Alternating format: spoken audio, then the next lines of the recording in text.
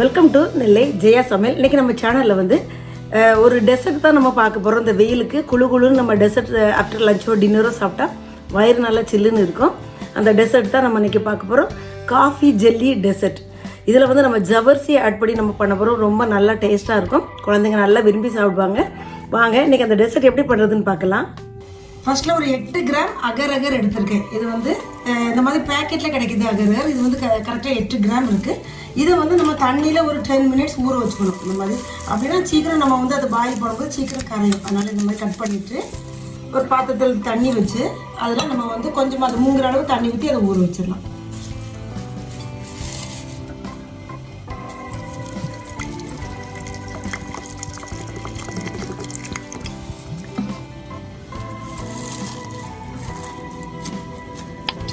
ஊறட்டும். ஒரு 1/2 கப் ஜவர்சி நம்ம எடுத்துக்கலாம்.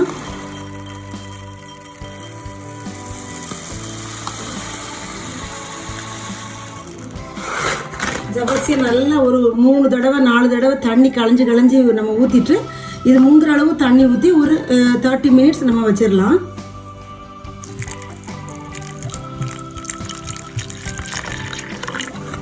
இப்போ இந்த அகர் 10 மினிட்ஸ் ஊறிடுச்சு. நம்ம ஒரு சாஸ் பேனில் ஒரு 400 ml தண்ணி சேர்த்துக்கலாம். தண்ணி நல்லா கொதி வரட்டும்.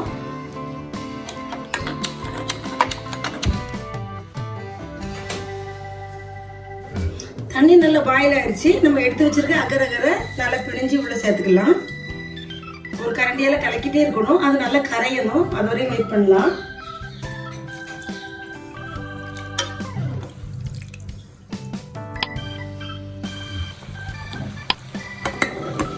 நம்ம சேர்த்து அகர் வந்து நல்லா கரைஞ்சிருச்சு. இப்படி எடுத்து பாருங்க, அது நல்லா கரைஞ்சிடணும். நம்ம வந்து ஒரு 10 மினிட்ஸ் பிஃபோர் ஷோக் பண்ணி வச்சதுனால சீக்கிரம் கரைஞ்சிடும்.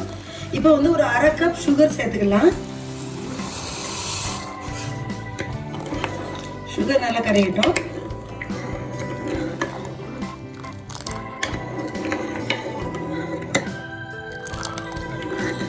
நம்ம சேர்த்த சர்க்கரையும் நல்லா கரைஞ்சிருச்சு. இப்போ வந்து காஃபி பவுடர் சேர்க்கணும். நம்ம வந்து 2 டேபிள் ஸ்பூன் காஃபி பவுடர் சேர்க்கலாம். Instant coffee powder. இல்லைன்னா உங்கள்கிட்ட டிகாஷன் இருந்தால் அது கூட நீங்கள் சேர்த்துக்கலாம்.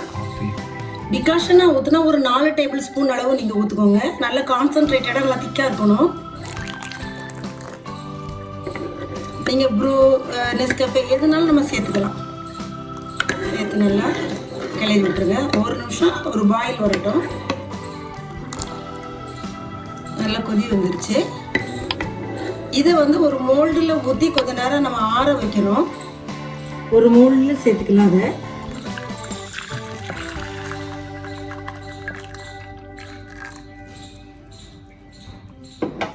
அப்படியே ஒரு இடத்துல வச்சிருங்க. அது நல்லா குளிர் ஆறட்டும். அதுக்கப்புறம் நம்மளுக்கு ஜெல்லி ஷேப்பில் நம்ம கட் பண்ணி எடுத்துக்கலாம். ஒரு சாஸ் பேனில் ஒரு 1/2 லிட்டர் அளவு தண்ணி சேர்த்துக்கலாம்.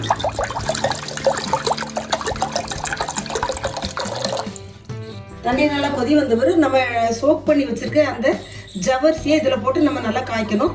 நல்ல ஒரு கண்ணாடி பதம், கண்ணாடி மாதிரி அது வந்தவர் நம்ம வந்து தண்ணியில் வடிகட்டி ஒரு 2 தடவை நல்லா குளிர்ந்த தண்ணியில் அலசி அதை நம்ம எடுத்து வச்சுக்கணும். தண்ணி கொதி வரட்டும்.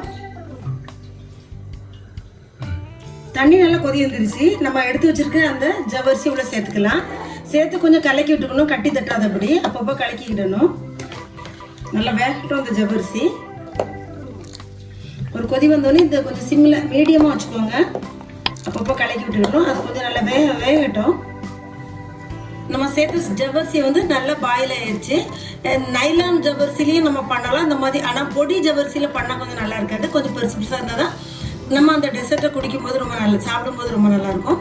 இந்த மாதிரி இது நல்லா பாயில் ஆயிடுச்சு. இதை எடுத்து நம்ம கையால் அப்படி பிதுக்கி பார்த்தானைக்கு அது வந்து நல்லா பிதுக்கப்படணும். அப்போ நல்லா உள்ள கட்டிலாம் இல்லாமல் பாயில் ஆயிடுச்சுன்னு அர்த்தம். நல்லா பாயில் ஆயிடுச்சு. இப்போ வந்து ஒரு அரிப்பில் நம்ம அதை அரிச்சு ரன்னிங் வாட்டரில் அதை நம்ம நல்லா கழுவிடணும். அப்போ தான் அதில் எக்ஸஸாக இருக்கிற ஸ்டார்ச்லாம் நம்மளுக்கு போயிடும்.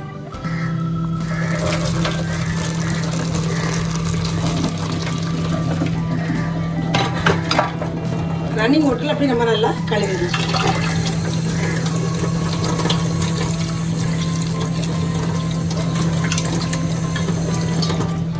இப்போ நல்லா சில்லுன்னு ஆயிடுச்சு. உங்களுக்கு உடனே வேணும்னா கொஞ்ச நேரம் ஃப்ரிட்ஜில் கூட வச்சுருங்க. டக்குன்னு நம்மளுக்கு அது சில்லுன்னு ஆயிரும். இப்போ வந்து இதை வந்து நம்ம சின்ன சின்ன பீஸாக கட் பண்ணிடலாம்.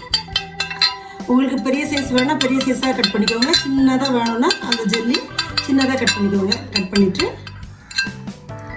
இதை வந்து நீங்கள் உங்களுக்கு இந்த மாதிரி வெயில் காலம் ஜூஸுகள்லாம் அடிக்கடி போடணும்னா இதை ஒரு கண்டெய்னரில் ஏர்டைட் கண்டெய்னரில் போட்டு ஃப்ரிட்ஜில் வச்சுக்கலாம். நம்ம தேவைக்கு அதை எடுத்து போட்டு யூஸ் பண்ணிக்கலாம். இந்த மாதிரி பாருங்கள், இந்த மாதிரி வரும் ஜெல்லி ஜெல்லியாக. இந்த மாதிரி எல்லாத்தையும் நம்ம எடுத்து வச்சுக்கலாம். இப்போ எல்லா ஜெல்லியும் இந்த மாதிரி ஸ்கொயர் டைப் என்ன ஷேப் வேணுமோ நம்ம கட் பண்ணி எடுத்துக்கலாம். கட் பண்ணி எடுத்துக்கிட்டோம். ஒரு பவுலில் நம்ம எடுத்து வச்சுருக்க அந்த ஜவ்வரிசியை இதில் சேர்த்துக்கலாம். நான் நல்லா சில்லுன்னு வேணும்னு இந்த ஜவ்வரிசியும் நான் வடிகட்டி ஃப்ரிட்ஜில் வச்சுக்கிட்டேன். அப்போ நம்ம குடிக்கிறதுக்கு நல்லா சில்லுன்னு இருக்கும். பாலும் நான் வந்து காய்ச்சி ஆற வச்சு அதை ஃப்ரிட்ஜில் எடுத்து வச்சுட்டேன். காய்ச்சின பால் உள்ள ஊற்றிக்கலாம்.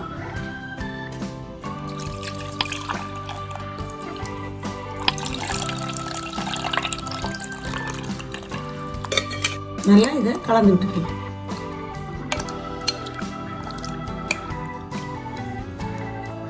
லைட்டாக அந்த ஸ்பூனால் அப்படியே அழுத்தி விட்டுருங்க. அந்த ஜவ்வரிசி நல்லா கலந்து தனித்தனியாக வந்துடும். அதனால தான் நம்ம வந்து சூடாக இருக்கும்போது டக்குன்னு அதை வந்து நல்லா குளிர்ந்த தண்ணியில் கழுவிடணும். ஒரு 3 டேபிள் ஸ்பூன் அளவு ப்ரௌன் சுகர் சேர்த்துக்கிறேன். உங்கள்கிட்ட ப்ரௌன் சுகர் இருந்தால் சேர்த்துக்கலாம், இல்லைனா நார்மல் ஒயிட் சுகர் சேர்த்துக்கலாம். கண்டன்ஸ் மில்க் இருந்தால் கண்டன்ஸ் மில்க்கும் இந்த நேரத்தில் ஊற்றி நம்ம வந்து அந்த இனிப்புக்காக நம்ம அதை சேர்த்துக்கலாம். சேர்த்து இது நல்லா கரையட்டும். நான் ஒரு கலர் கொடுக்குங்கிறதுக்காக நான் வந்து ப்ரௌன் சுகர் சேர்த்துட்டேன். நல்லா கரையட்டும். அது இந்த பாலோட கொஞ்சமாக காஃபி பவுடர் இல்லைன்னா டிகாசன் சேர்த்துக்கோங்க. 1 டேபிள் ஸ்பூன் அளவு காஃபி பவுடர் சேர்த்துக்கோங்க. ஏன்னா அதோடு சேர்த்து நம்ம சாப்பிடும்போது இந்த ஃப்ளேவர் ரொம்ப நல்லாயிருக்கும். இப்போ நம்ம எடுத்து வச்சுருக்க ஜெல்லியை உள்ளே சேர்த்துக்கலாம். உங்களுக்கு எந்த அளவு வேணுமோ அந்தளவு சேர்த்துக்கோங்க. மீதியை வந்து ஒரு கண்டெய்னரில் போட்டு ஃப்ரிட்ஜில் வச்சுக்கோங்க. இந்த ஜெல்லி நிறைய சேர்த்தா பசங்க நல்லா விரும்பி சாப்பிடுவாங்க. குடிக்கும்போது ரொம்ப நல்லாயிருக்கும்.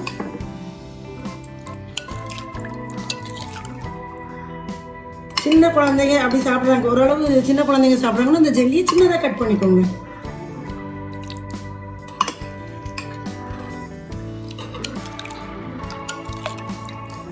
நம்ம அப்படியே ஃப்ரிட்ஜில் வச்சு ஒரு மத்தியானம் லஞ்சுக்கு அப்புறம் அந்த மாதிரி நைட்டு டின்னருக்கு அப்புறம் நல்லா சில்லுன்னு நம்ம ஆஃப்டர் லஞ்சோ டின்னரோ நம்ம பரிமாறும்போது ரொம்ப நல்லா டேஸ்ட்டாக இருக்கும் இந்த வெயிலுக்கு. ஒரு கிளாஸ் பவுலில் சில்லுன்னு நம்ம பசங்களுக்கு பரிமாறினா ரொம்ப நல்லாயிருக்கும்.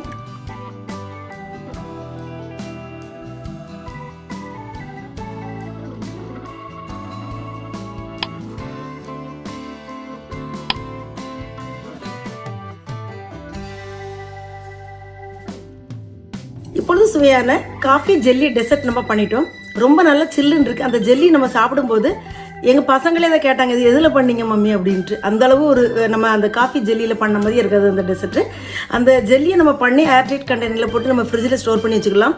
நம்ம வந்து ஆல்மண்ட் ஆகட்டும், ஆல்மண்ட் பிசின் வச்சு நம்ம ஒரு டெசர்ட் பண்ணுவோம், அதாகட்டும், இல்லைன்னா அந்த சப்ஜா இதை வச்சு பண்ணுவோம், அதில் கூட இந்த மாதிரி ஜெல்லியை ஆட் பண்ணி பண்ணலாம். இல்லைனா வெறும் பால் நல்லா சில்லுன்னு காய்ச்சி குளிர வச்சு வெறுமை உள்ளே போட்டு நம்ம பண்ணலாம். இல்லைனா இது பாதாம் மிக்ஸு அதோட போட்டு நம்ம இதை பண்ணலாம். ரொம்ப நல்லா டேஸ்ட்டாக இருக்கும். வித்தியாசமாக பேஸ் ஒன்றை வச்சு நம்ம இதை போட்டு நம்ம பண்ணலாம். ரொம்ப நல்லாயிருக்கும். கண்டிப்பாக நீங்கள் இந்த காஃபி ஜெல்லி டெசர்ட் ட்ரை பண்ணுங்கள். வீடியோ பிடிச்சது லைக் பண்ணுங்கள், ஷேர் பண்ணுங்கள், சப்ஸ்கிரைப் பண்ணுங்கள். அடுத்து ஒரு வீடியோட உங்களை சந்திக்கிறேன். நன்றியில் தான் உங்கள் ஜெயா ஜஸ்டின்.